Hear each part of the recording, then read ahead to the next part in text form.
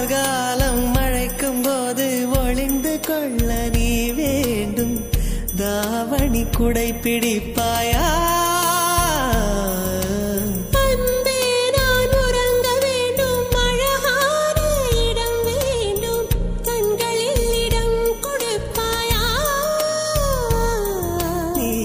அருகில் வந்து நெளிய நான் உன் மனதில் சென்று ஒளிய நீ உன் மனதில் என் உருவம் கண்டுபிடிப்பாயா?